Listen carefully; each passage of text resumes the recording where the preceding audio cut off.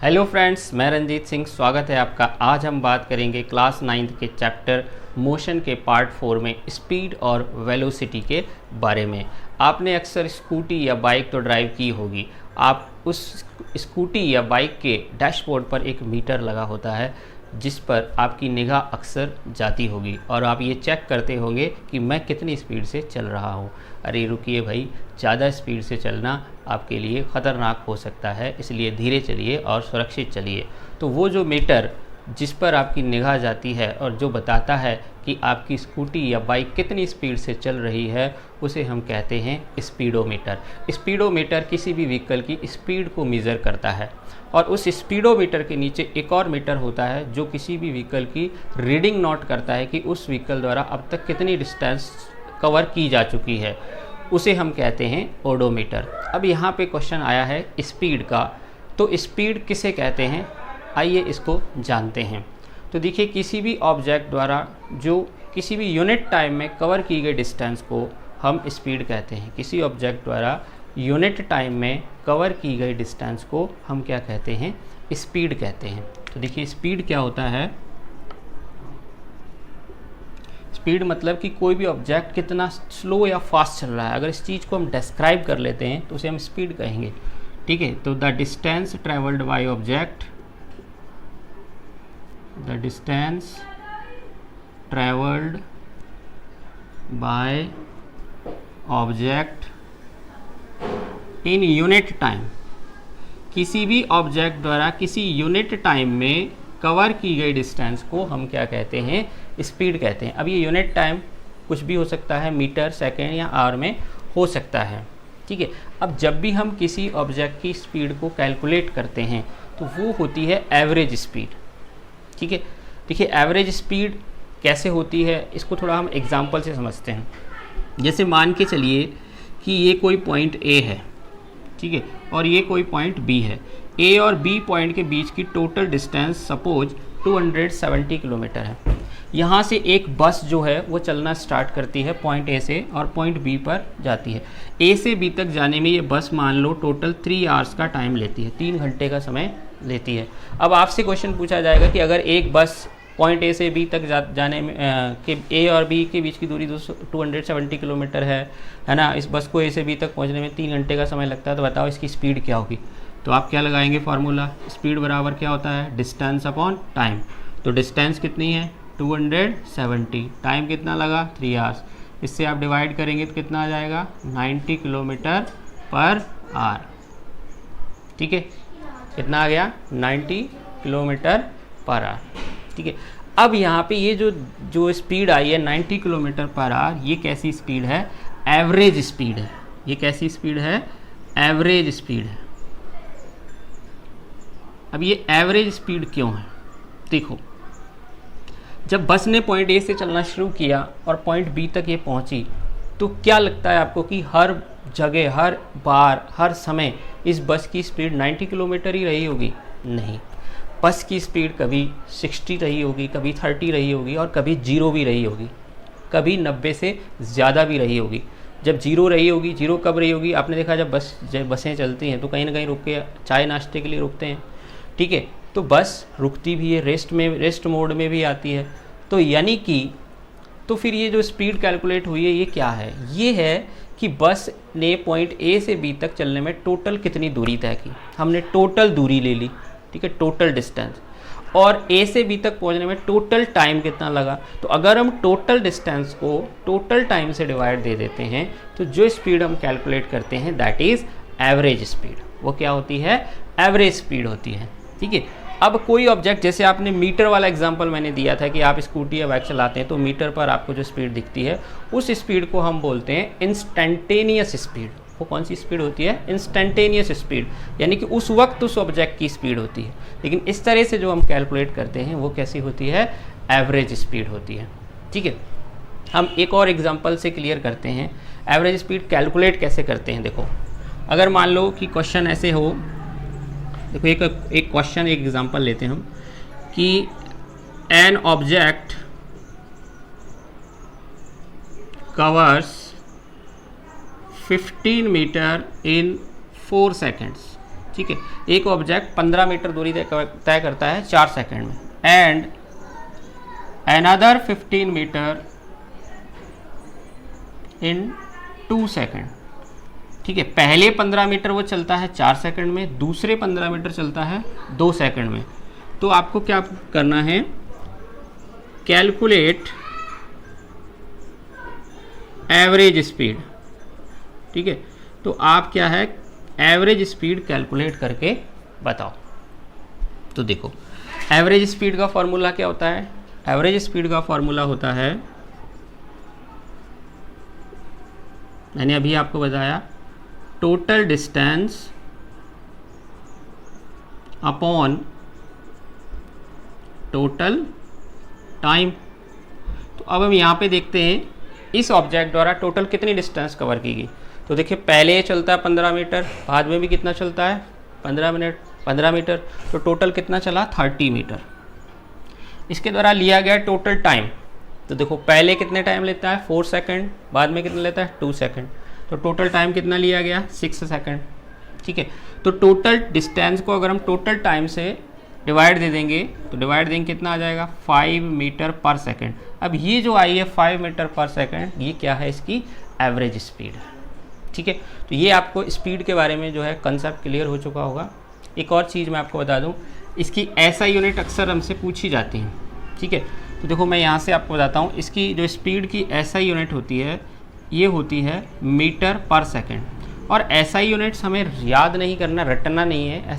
अगर आप ये कंसेप्ट अच्छे से समझते जाएंगे तो एसआई यूनिट्स हमें याद होती जाएंगे। देखो कैसे, आपको डिस्टेंस और टाइम की एसआई यूनिट तो पता है, डिस्टेंस की एसआई यूनिट क्या होती है मीटर, ठीक है, टाइम की एसआई यूनिट क्या होती है सेकंड।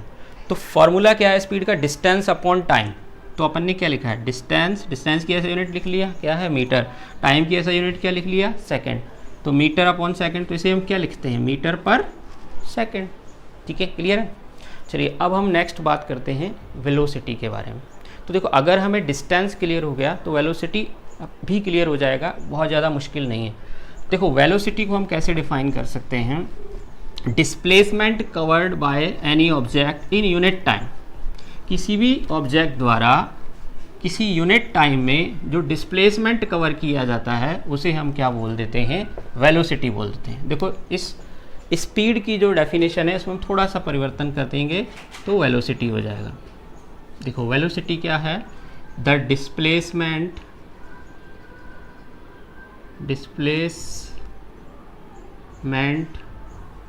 ठीक है, the displacement travelled by object in unit time. किसी भी ऑब्जेक्ट द्वारा यूनिट टाइम में ट्रैवल किए गए या कवर किए गए डिस्प्लेसमेंट को ही हम क्या बोल देते हैं, वेलोसिटी बोल देते हैं। यानी कि अगर हम डिस्प्लेसमेंट की रेट निकाल लें कि किस रेट से डिस्प्लेसमेंट हो रहा है, जैसे हम अगर डिस्टेंस की रेट निकाल लेंगे तो क्या हो जाएगा स्पीड, अगर हम डिस्प्लेसमेंट की रेट निकाल लेंगे तो क्या हो जाएगा वेलोसिटी हो जाएगा, सिंपल। तो यानी कि वेलोसिटी का फॉर्मूला क्या हो जाएगा, तो वेलोसिटी बराबर हो जाएगा डिस्प्लेसमेंट अपॉन टाइम। ठीक है, अब देखो जो वेलोसिटी होती है इसको हम v से रिप्रेजेंट करते हैं, डिस्प्लेसमेंट को s से रिप्रेजेंट करते हैं और टाइम को t से रिप्रेजेंट करते हैं। तो वेलोसिटी बराबर क्या हो जाएगा s अपॉन t। अब इसकी SI यूनिट क्या होगी, तो देखो SI यूनिट मैंने बताया था आपको, हमें याद नहीं करना, बहुत ईजी है। तो देखो डिस्प्लेसमेंट की SI यूनिट क्या होती है मीटर, टाइम की क्या होती है सेकंड, तो इसकी SI यूनिट क्या हो जाएगी मीटर पर सेकंड। ठीक है, अच्छा जो वेलोसिटी है अब ये क्या होता है, क्योंकि यहाँ पे डिस्प्लेसमेंट आ गया, डिस्प्लेसमेंट अपॉन टाइम है, तो जब जब डिस्प्लेसमेंट चेंज होगा तब तब वेलोसिटी भी क्या होगी, चेंज होगी। अब डिस्प्लेसमेंट कब चेंज होता है, तो देखिए डिस्प्लेसमेंट जो है वो चेंज होता है डायरेक्शन बदलने पर। तो अगर हम डायरेक्शन बदल देंगे तो डिस्प्लेसमेंट बदलेगा, और डिस्प्लेसमेंट बदलेगा तो वेलोसिटी बदलेगी। ठीक है, अब वेलोसिटी इस प्रकार से हम क्लासीफाई कर सकते हैं, वेलोसिटी एक कांस्टेंट वेलोसिटी हो सकती है, वेरिएबल वेलोसिटी हो सकती है, ठीक है, और एवरेज वेलोसिटी हो सकती है। तो सबसे पहले हम समझते हैं कांस्टेंट या यूनिफॉर्म वेलोसिटी किसको बोलेंगे। तो देखिए अगर कोई ऑब्जेक्ट इक्वल डिस्टेंस कवर करता है, अगर कोई ऑब्जेक्ट इक्वल डिस्टेंस कवर करता है, covers equal distance in equal intervals of time. ठीक है, अगर कोई object equal interval of time में इक्वल डिस्टेंस कवर करता है तो हम कह सकते हैं कि वो किस में है, कांस्टेंट और यूनिफॉर्म वेलोसिटी है। तब वो कैसी वेलोसिटी है, कांस्टेंट या फिर यूनिफॉर्म वेलोसिटी है। ठीक है, अच्छा अगर कोई object equal distance equal interval of time में कवर नहीं करता है तब क्या हो जाएगी, वेरिएबल वेलोसिटी हो जाएगी। देखो कैसे, तो यहाँ पे सेम लिख देंगे हम, अगर कोई object covers unequal distance in equal intervals of time, अगर कोई object equal interval of times में अनइक्वल डिस्टेंस कवर करता है तब क्या हो जाएगी, वेरिएबल वेलोसिटी। ऐसा कब होगा, जब डिस्प्लेसमेंट बदलेगा। डिस्प्लेसमेंट कब बदलेगा, जब डायरेक्शन बदलेगी। और वेलोसिटी एक और चीज़ तरीके से वेलोसिटी दो तरीक़ों से बदल सकती है। अगर हम स्पीड को बदल दें तो वेलोसिटी बदल जाएगी, और अगर हम डायरेक्शन बदल दें तो भी वेलोसिटी बदल सकती है। ठीक है, या ये दोनों से भी वेलोसिटी को बदला जा सकता है। ठीक है, एक होती है एवरेज वेलोसिटी। देखिए एवरेज वेलोसिटी हम कब कैलकुलेट करते हैं, अगर कोई भी ऑब्जेक्ट की, किसी भी ऑब्जेक्ट की वेलोसिटी चेंज हो रही है, लेकिन वो चेंज यूनिफॉर्म रेट से हो रही है। किससे चेंज हो रही है, यूनिफॉर्म रेट से। ठीक है, if velocity of any object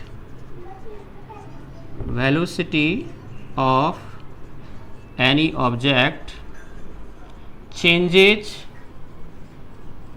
at uniform rate, अगर किसी भी ऑब्जेक्ट की वेलोसिटी यूनिफॉर्म रेट से चेंज होती है, यूनिफॉर्म रेट से मतलब इक्वल इंटरवल ऑफ टाइम में इक्वली चेंज होती है, हर इंटरवल ऑफ टाइम में इक्वली चेंज होती है ना, तब उसको क्या बोलेंगे हम, एवरेज वेलोसिटी, है ना। ये एक्चुअल में एस्लेरेशन हो गया, इसको हम यूनिफॉर्म एस्लेरेशन बोलते हैं।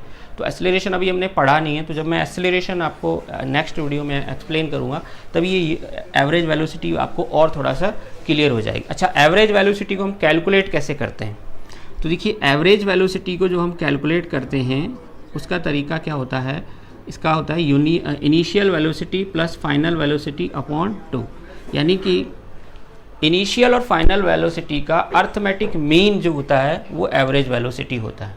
अर्थमेटिक मीन, इनिशियल वेलोसिटी और फाइनल वेलोसिटी को हम क्या निकाल लेंगे, अर्थमेटिक मीन निकाल लेते हैं, तो क्या निकल जाती है, एवरेज वेलोसिटी निकल जाती है। ठीक है, अब ये पूरा जो था ये वेलोसिटी के बारे में था, इससे पहले हमने स्पीड के बारे में समझ लिया। अब हम क्या करते हैं, स्पीड, आपकी एनसीईआरटी बुक में क्वेश्चन भी दिया गया है कि डिफरेंशिएट बिटवीन स्पीड और वेलोसिटी, स्पीड और वेलोसिटी के बीच में डिफरेंस बताओ। तो मैं आपको स्पीड और वेलोसिटी के बीच में डिफरेंस और एक्सप्लेन कर देता हूँ। अच्छा, इसको हम एक्सप्लेन इस तरीके से करेंगे कि ये आपको याद भी हो जाएगा। अब आज इसको अगर आप देख लेंगे तो इसके बाद आपको ये कभी याद नहीं करना पड़ेगा, ये मेरी गारंटी। तो आप बने रहें मेरे साथ। तो हम क्या करते हैं, 2 कॉलम बना लेते हैं। ठीक है, एक साइड हम लिख लेते हैं स्पीड और एक साइड लिख लेते हैं हम वेलोसिटी। ठीक है, तो देखो अभी अभी हमने क्या करा था, स्पीड को डिफाइन किया था। तो सिंपल है बिल्कुल, जब भी आपसे कोई डिफरेंस पूछा जाए तो आप पहले नंबर पे, पहले पॉइंट पे तो उसकी क्या लिख दो, डेफिनेशन लिख दो। तो स्पीड क्या था भाई, स्पीड था distance travelled in unit time. ठीक है, पूरा लिख लेंगे आप, मैं आपको शॉर्ट में समझा रहा हूँ। Distance travelled in unit time, किसी ऑब्जेक्ट द्वारा यूनिट टाइम में कवर की गई डिस्टेंस को हम क्या बोलते हैं, स्पीड। या हम ऐसा भी लिख सकते हैं, रेट ऑफ डिस्टेंस कवर्ड, है ना। जो कवर की गई डिस्टेंस है उसकी अगर हम रेट निकाल लें तो उसको भी हम क्या बोल सकते हैं, स्पीड बोल सकते हैं। ठीक है, तो वेलोसिटी क्या होता है, very simple, displacement covered in unit time, किसी भी यूनिट टाइम में कवर किए गए डिस्प्लेसमेंट को हम क्या बोलते हैं, वेलोसिटी बोलते हैं। ठीक है, ये तो डेफिनेशन होगी। अब इसके बाद के जो पॉइंट्स हैं ये आपको याद करने की ज़रूरत भी नहीं है। ठीक है, कैसे, अब एक चीज़ बताओ, जो यहाँ पे क्या वर्ड आया है, distance. Distance travel in unit time क्या होता है, स्पीड होता है, ठीक है। अब डिस्टेंस और डिस्प्लेसमेंट जब हमने पढ़ा था तो वहाँ पे हमने अच्छे से समझा था डिस्टेंस कैसी क्वांटिटी है, स्केलर क्वांटिटी है, वेक्टर क्वांटिटी, स्केलर क्वांटिटी। तो स्पीड भी क्या होगी, स्केलर क्वांटिटी। तो हम यहाँ पे लिख देंगे दिस इज या it is a scalar quantity. ये कैसी क्वांटिटी है, स्केलर क्वांटिटी है। अच्छा, यहाँ पे है डिस्प्लेसमेंट, ठीक है। अब डिस्प्लेसमेंट कैसी क्वांटिटी है, वेक्टर क्वांटिटी। तो ये कैसी क्वांटिटी हो जाएगी, वेलोसिटी कैसी क्वांटिटी हो जाएगी, वेक्टर क्वांटिटी हो जाएगी, ठीक है। अच्छा, एक और चीज़ थी, जब हमने डिस्टेंस पढ़ा तो हमने ये देखा था कि डिस्टेंस जो है वो पॉजिटिव हो सकती है, हमेशा पॉजिटिव होती है, कभी भी नेगेटिव और जीरो नहीं होती। डिस्टेंस कभी भी नेगेटिव और जीरो नहीं होती, हमेशा क्या होती है, पॉजिटिव। तो स्पीड के साथ भी ऐसा ही होगा, सेम, बिल्कुल सेम वही पॉइंट लिखना है आपको कि जो स्पीड है, speed always be positive, never can be negative और ज़ीरो, ठीक है। स्पीड जो है वो हमेशा क्या रहेगी, पॉजिटिव रहेगी, कभी भी नेगेटिव और ज़ीरो नहीं हो सकती। अच्छा, डिस्प्लेसमेंट के बारे में हमने क्या पढ़ा था, डिस्प्लेसमेंट के बारे में पढ़ा था कि भाई डिस्प्लेसमेंट जीरो भी हो सकता है, नेगेटिव भी हो सकता है, पॉजिटिव तो होता ही है, ठीक है। तो हम यहाँ पे अब क्या लिख देंगे, velocity can be positive, negative and zero, ठीक है। वेलोसिटी पॉजिटिव भी हो सकती है, नेगेटिव भी हो सकती है, जीरो भी हो सकती है। तो ये अब आपको रटने वाला कोई कंसेप्ट नहीं है यहाँ पर, बेसिक अगर आपका क्लियर है। भाई डिस्टेंस से बनी है स्पीड, तो डिस्टेंस अगर स्केलर है तो स्पीड भी स्केलर होगी। वेलोसिटी वेक्टर है, डिस्प्लेसमेंट वेक्टर है तो वेलोसिटी वेक्टर होगा। अगर डिस्टेंस पॉजिटिव नेगेटिव नहीं नेगेटिव और जीरो नहीं हो सकता तो स्पीड भी नहीं होगी। तो इस प्रकार से आप इसको समझते जाएं। अच्छा, एक और चीज़ है, अगर हम डायरेक्शन बदलते हैं तो डायरेक्शन बदलने पर डिस्टेंस नहीं बदलती है। आप किसी भी डायरेक्शन में जाएं, जो टोटल अगर आप जितना पाथ पे जो लेंथ कवर करते हैं उसको हम क्या बोल देते हैं, उसको यानी डिस्टेंस हमेशा प्लस होती चली जाती है। आप किधर से भी घूम के आओ, डजेंट मैटर किस डायरेक्शन में जाने से कोई फ़र्क नहीं पड़ता। लेकिन डिस्प्लेसमेंट डायरेक्शन बदलने पर बदल जाता है। तो वेरी सिंपल, हम कह सकते हैं it can not changed by changing direction, ठीक है। इसको हम डायरेक्शन बदलकर नहीं बदल सकते, चेंज नहीं कर सकते। लेकिन ये जो है जो वेलोसिटी है ये डायरेक्शन बदलने पर बदल जाएगी। क्यों बदल जाएगी, क्योंकि डायरेक्शन बदलने पर डिस्प्लेसमेंट बदल जाएगा, और जब डिस्प्लेसमेंट बदल जाएगा तो वेलोसिटी भी बदल जाएगी। तो हम लिख सकते हैं it can be changed by changing direction, okay. अच्छा, एक और चीज़ आप समझें, जो वेलोसिटी है वो डायरेक्शन बदलने पर भी बदलेगी, स्पीड बदलने पर भी बदलेगी। अगर कोई ऑब्जेक्ट यूनिफॉर्म स्पीड से चल रहा है और अगर उसकी डायरेक्शन बदल जाती है तब भी वेलोसिटी बदल जाएगी, ठीक है। अब एक और रिलेशन समझ लेते हैं हम स्पीड और वेलोसिटी के बारे में, ठीक है। तो स्पीड और वेलोसिटी के बारे में बीच में रिलेशन क्या है कि जो वेलोसिटी है ना, देखो मैं यहाँ पे लिख लेता हूँ, थोड़ी जगह कर लेते हैं हम।